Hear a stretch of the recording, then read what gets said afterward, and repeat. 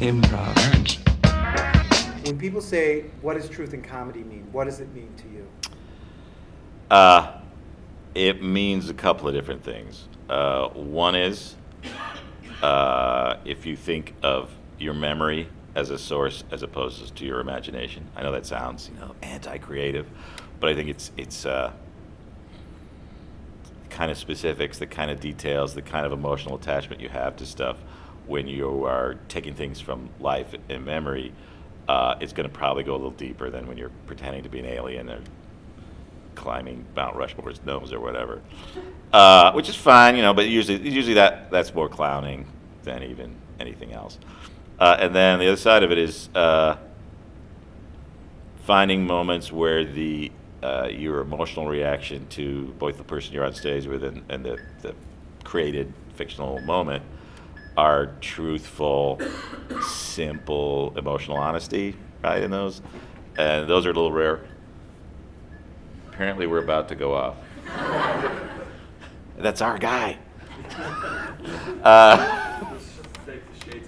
Someone needs a different ringtone. That's anyway. Those two things. I think that you can play an absurd situation honestly, and I think you can bring your own experience to the stage, and I think to me that's more interesting than just making shit up. Have we lost some of that? Jimmy, I don't know that we've lost anything. Have you been to TJ and Dave recently? Well, TJ and Dave is like the pinnacle. Sure. But there's a lot of good players. Mm-hmm. I see people do good work all the time.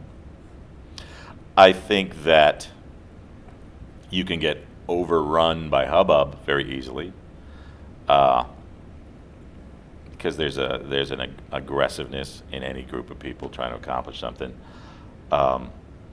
People sometimes play competitively when I think they would do better to play collaboratively.